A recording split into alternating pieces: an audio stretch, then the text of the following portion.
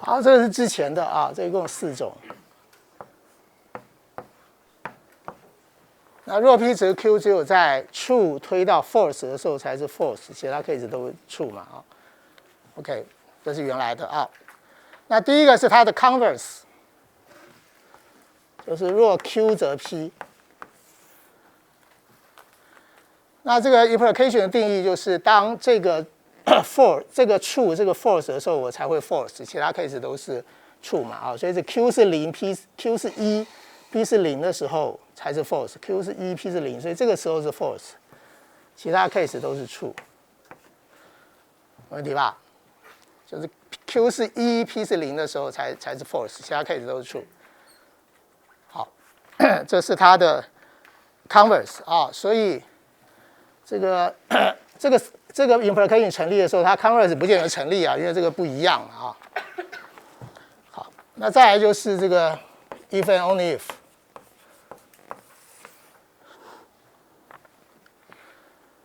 好，那这个是什么？这个根据我们刚刚跟你讲说，根据定义就是这2个都要成立的时候 ，and 的时候，它才会成立嘛啊。所以2个都成立，就是这2个都要是1的时候，它才会是1，其他 case 都是0啊。所以这2个是1，其他都是0。这2个 case 对，这2个都1嘛。好，就这2个 case 的时候，就是00跟11啊，就是2个 both true 或者 both false 的时候，它才会对。再来是这个非 p。非 q，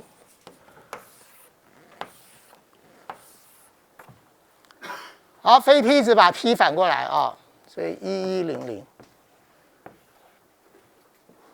然后非 q 是1010，那再来是 control positive 啊，这非 q， if 非 q 则非 p。OK。这是 false， 就是这个是1，这个是0，非 q 是1，非 p 是0的时候才不对啊，所以这个 case 这个是0，其他 case 都1，就是1推到0是0，其他 case 都1啊。然后再看一个这个 not p or q 啊。那 p 2q 就是2个至少有一个是1的时候会1嘛啊，所以那 p 跟 q， 那 p 在这 ，q 在这，只有在这2个都是0的时候才是0，其他 case 都是1。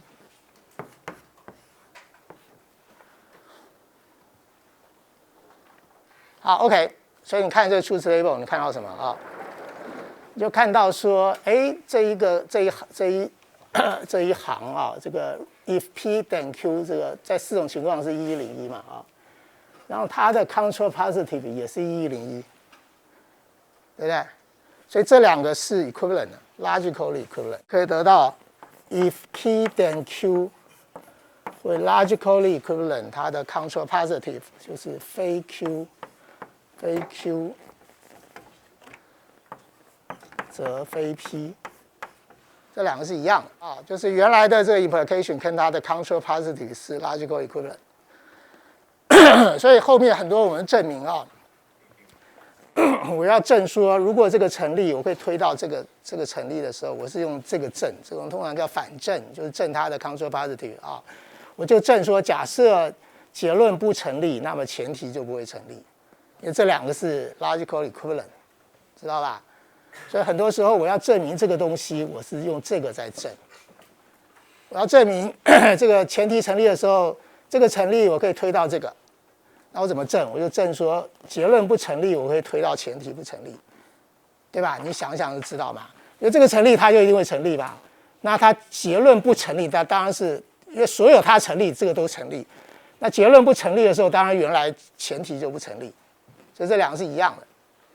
啊，所以我证明后面很多证明是这样子证的，是用这个在证的。所以后面我要证这个东西，它推到它，我是这样子证。我是假设结论不成立，然后我再去推这个 assumption， 假设不成立，或前提不成立，没问题吧？啊，所以这个 implication 我可以用 control positive 来证啊。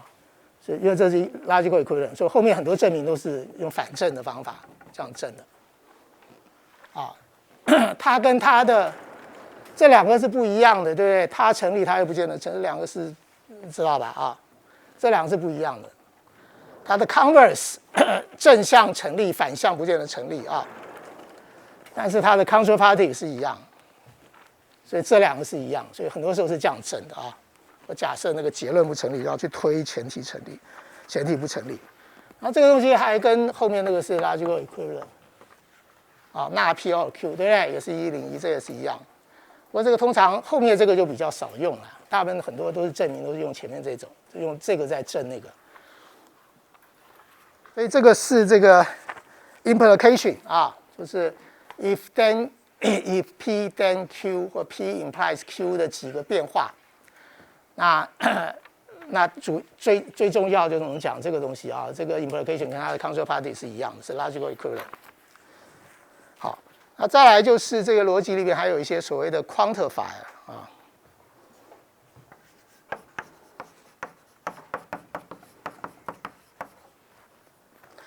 好，那通常用的最多的就是这两个嘛啊。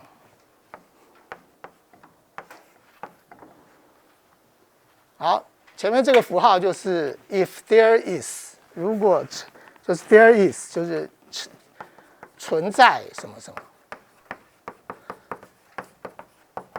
前面是，那后面这个符号是 for all， 对所有的，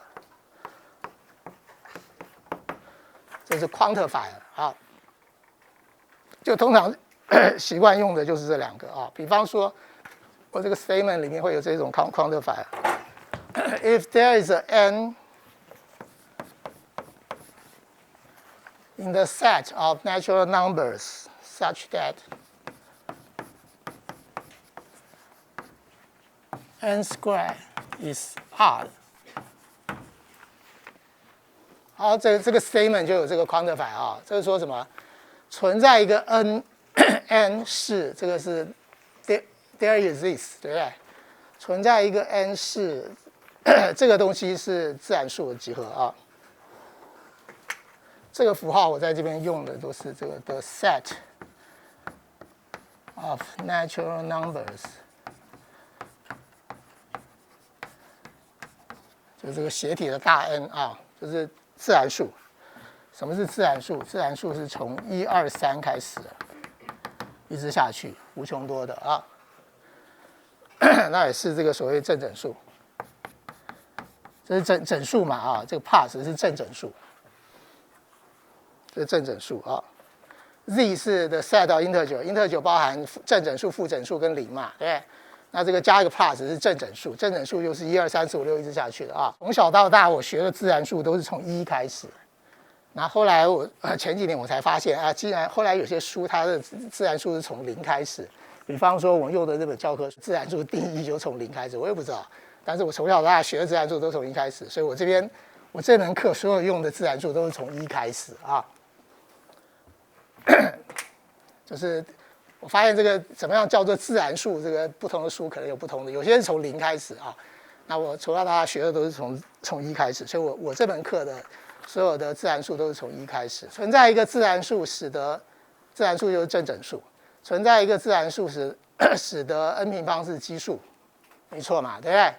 比方多少？比方说3平方是9， 9是奇数，没问题啊。OK， 这是存在一个是什么什么啊？那这个 statement 呢，就是所有n 在自然数里面，这个 n 平方是奇数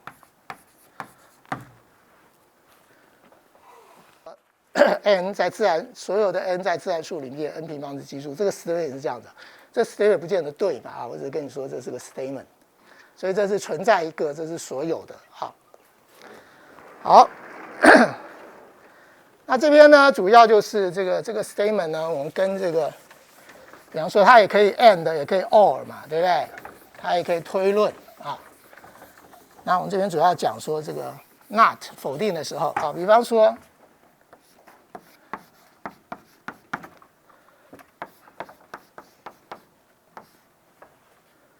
啊，这个 statement 就是所有的 x， 然后 px 是某个性质，啊，跟 x 有关的某个性质，所有的 x 这个性质都会成立这个 statement 的否定，啊，它否定是什么？所有的东西，所有的 x 这个都成立，那它否定是什么？你要证这个东西不对，你只要找一个不成立就好了，对不对？所以你把它否定就是存在一个这个性质不成立，有没有问题？就存在一个这个性质不成立，所以这个就有点像刚才那个 De Morgan Law 啊，就是我把它否定，就是把 for all 变成存在，对不对 ？for all 变成 there is， 然后再把这个否定，这两个都否定，就变这样子了，对不对？所有都成立，那只要你要 disprove 这个事情，你只要找一个不成立就好，找一个 counter example 就好了。所以你要 disprove 一个事情有的时候会比证明这个事情会容易。什么东西？就是那个所有 x， 然后这个后面是某一个性质啊，就是某一个性质，所有 x 对所有的 x 怎么样？x 是跟 x 有关的某一个事情。所以后面也是一样，也是某一个事情。对，那个事情的否定，那个叙述的否定。我写 P(x) 是因为它会跟 x 有关嘛，对。你跟 x 无关，你就无关了，这个都无关了。所以对所有的 x， 这个跟 x 有关的这个东西都成立。这个 statement 的否定就是存在一个这个事情不成立，它的否定有没有问题？所以我要 disprove 一个事情，我要 disprove 这件事情就证这个东西，我就要找一个反例就好了，有没有问题？你要 disprove 一个东西就找一个反例。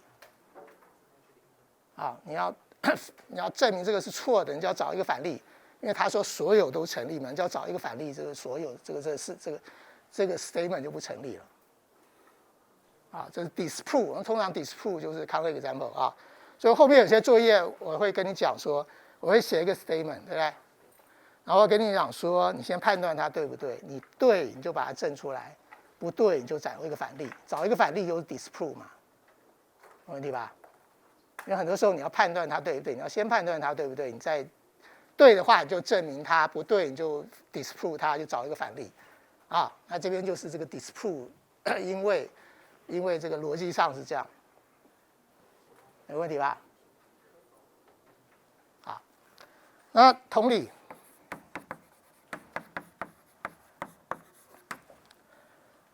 我假设存在一个 x。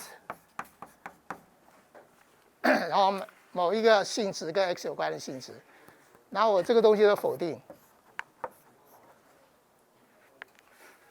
存在一个 x 有某个性质要成立，那它否定是什么？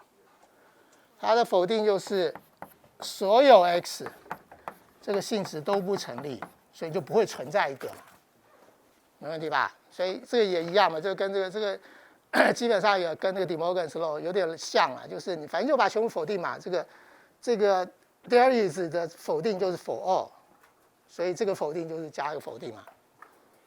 存在一个那个东西会成立，那就是所有 x 那个东西都不成立，你就不会找到反例了啊。所以通常这个 quantifier 如果你有否定的时候是这样，就像这边，这个是错的，对不对？很明显嘛啊。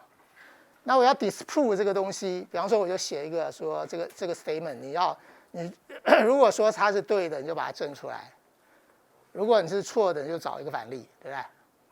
所以这个东西你要先判断对不对，这个不对嘛，很明显，对不对？那你要怎么办 ？disprove 这个事情，就找一个反例，这个不成立就好了。他说所有的自然数 n 平方都是 r， 你就找一个自然数，它平方不是 r 的就好了嘛。比方说2的平方是4，所以这个就 disprove 了，知道吧？啊。对的东西你就可以证出来，不对的东西你就可以找到反例了。但是有的时候这个对不对就不是那么容易判断了啊。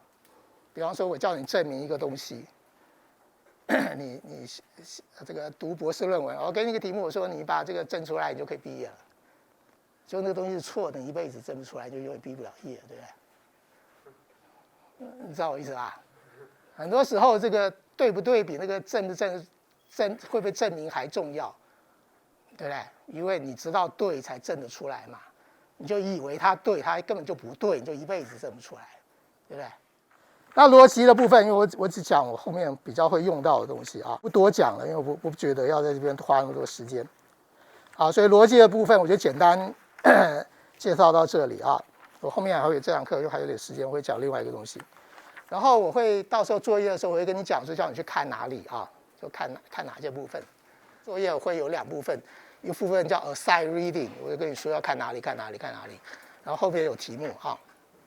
然后我不是照课本这样第1章、第2章这样招下来的啊，我会挑我要教的部分，然后跟你讲先看哪里，再看哪里。好，那什么叫集合？Set 就是集合嘛啊。集合是个 unordered collection of objects，objects 是 unordered collection of subject 啊。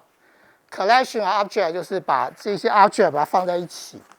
那 unordered 就是没有 order， 没有顺序啊。这个集合里面的东西是没有顺序的，知道吧？如果你这个集合是有顺序，你就要特别说这是 ordered 的 set。一般的集合，你没有讲的时候，是集合是没有顺序的啊，里面的那些 element 是没有顺序的啊。OK， 那你要表示一个集合，通常有2种方法。第一种方法就把它全部列出来，对不对？比方说，我说这个 A 集合，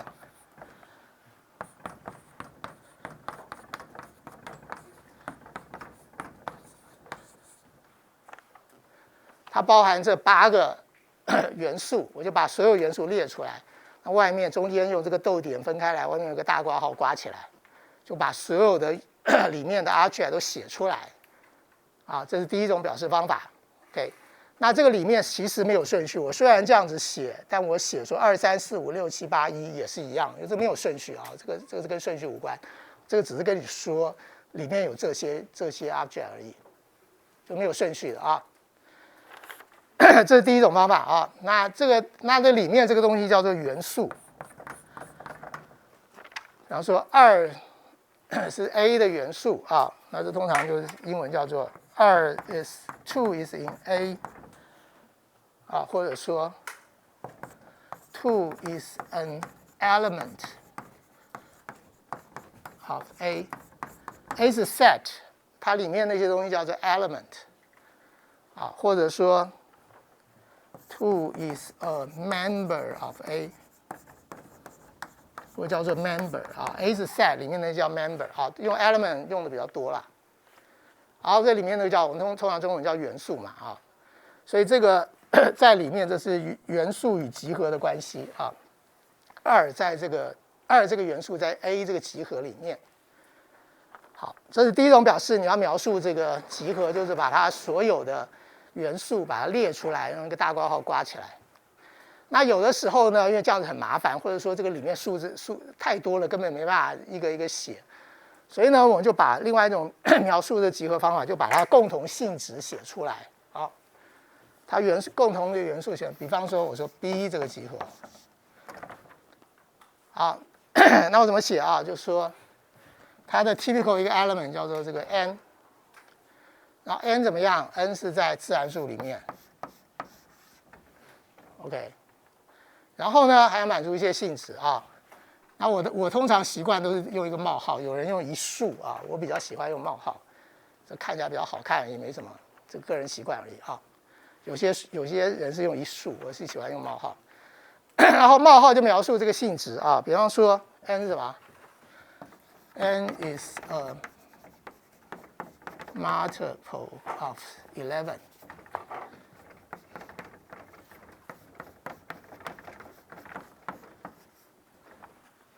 就是 n 是自然数，然后后面再描述它的这些元素的同样的性质。n 怎么样性质 ？n 是11的倍数 ，multiple 是倍数 ，n 是11的倍数。所以这个东西如果要一个一个列出来是多少？是11、22、33、44、55、66、77、88，对不对？一直列下去。那我这样子会比较好写啊。所以通常一种就是你把全部列出来，一个就是你把它的 common 的性质，同样的性质写出来。那用一个东西一个变数当代表，然后把它共同性质写出来。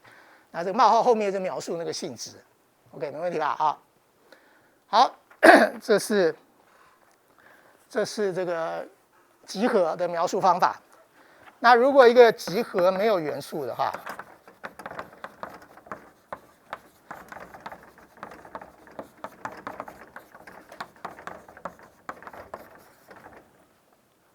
啊，如果没有 element 的话啊，这个集合叫做空集合，叫 empty set。empty set 空集合啊，那通常符号就空集合符号大家都一样，都这样啊。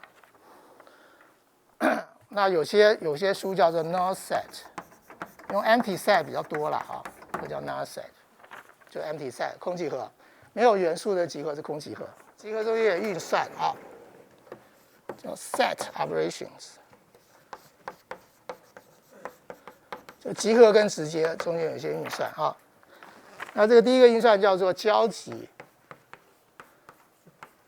这个计算叫连集。这 suppose 以前都学过啊，这个交集英文是 intersection， 连局是 union。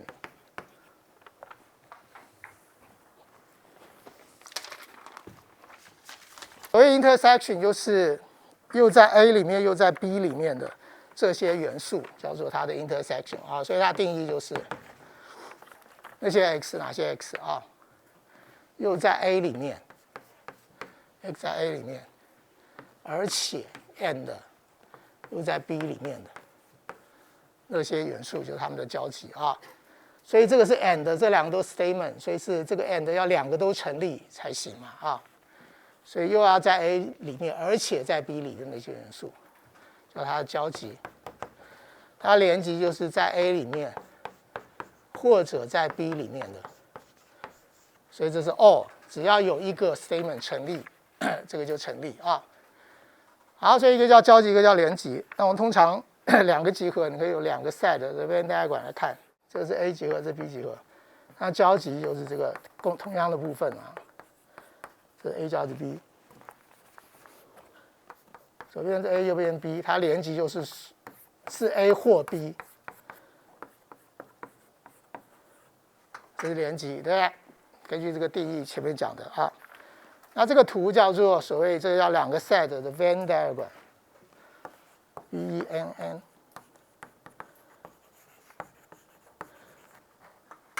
叫它的 Venn diagram 啊。中文好像叫做文氏图啊，叫 Venn diagram。这个人是叫 John Venn， 是1834到1923啊，是19世纪到20世纪初的英国的逻辑学家。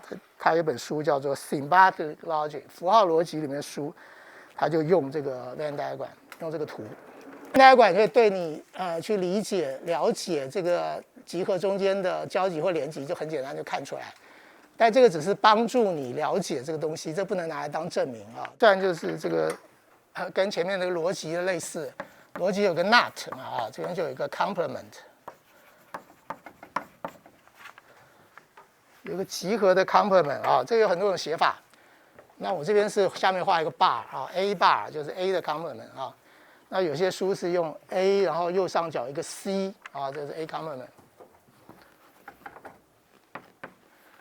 那什么叫 complement 呢？就是不在 A 里面的元素啊。就那些元素，哪些元素不在 A 里面的元素，就是不属于 A 的那些元素。X is not in A 的所有的 X 构成的元素叫做它的 complement。啊，就不在 A 里面的元素，那些元素要。那你在说这 complement 的时候，你必须要先考虑什么东西？你必须要先知道你到底整个考虑这个整个大的东西是什么。你才知道它 complement 是什么啊？这个整个大的东西叫做 universe， 就全部到底你在这边全部考虑的这个东西是什么啊？比方这个是 universe， 你这个是 A， 这个是 A， 所以 A 的 complement 就是它外面的，不是它的，对不对？但是你必须要先知道全部这个所有考虑的范围是什么东西，你才知道它的 complement 是什么。下面看几个简单例子。这个呢，我先跟你讲说这个 universe 是什么啊，因为我要 complement。啊，这个全部我考虑的这个 universe 是1到10，这个10个正整数啊，1、2、3、5、6、7、8、9、10。所以假设 A 是2、3、4、5、6。OK。A 是2、3、4、5、6啊，那 A complement 是什么？就不在 A 里的，不在 A 里的，全部是1、2、3、4、5、6、7、8、9、10，不在 A 里的就不是2，不是或不是3，或不是4，或不是5，或不是6，剩下的啊就变成1、7、8、9、10，没问题吧？所以你必须要知道 universe 是什么，你才能说它 complement 是什么。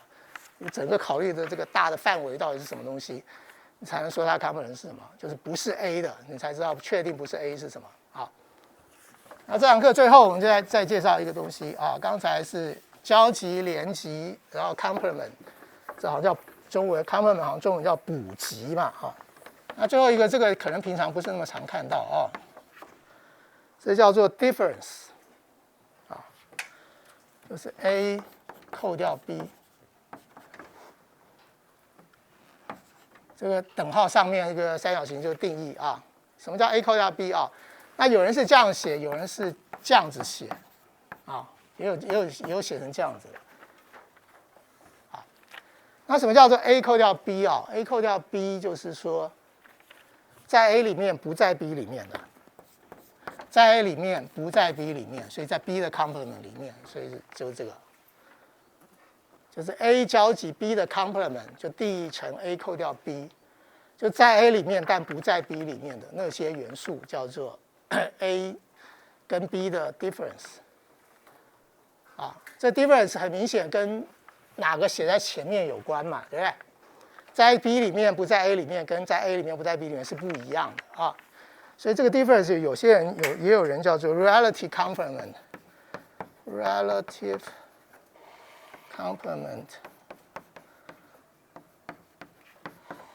of B in A， 有人是这样讲的啊，那可以写成 A 一横或者是斜的，就在 A 里面不在 B 里面的那些，因为是 and， 所以是交集嘛啊。所以我用这个 Venn diagram 看起来就是这样，这是 A， 这是 B， 对不对？在 A 里面不在 B 里面，这些都在 B 里面，所以在 A 里面不在 B 里面就这一块。啊，所以这就是这一块啊，在 A 里面不在 B 里面的，就这一块。很明显，这个不满足这不对称嘛，对不对 ？A 扣掉 B 跟 B 扣掉 A 是不一样的。然后最后举一个例子就下课。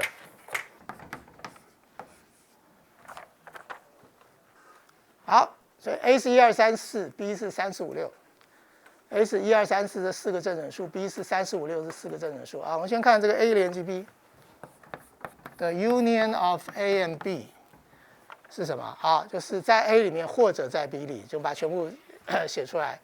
所以是1、2、3、4、5、6，没问题，就这6个数。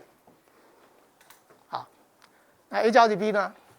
在 A 里面，而且在 B 里面的 intersection of A and B 是什么？就是在 A 里面又在 B 里面的啊。所以哪个在1？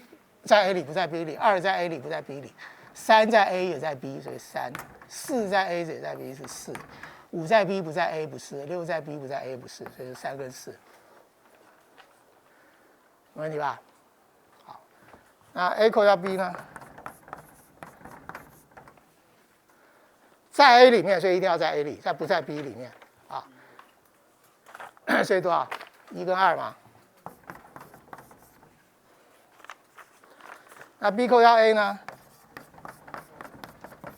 ？5、6，对不对？在 B 里不在 A 里，很简单吧？啊 ，OK。所以这个例子如果你看懂，那前面那个定义应该就 OK 了啊。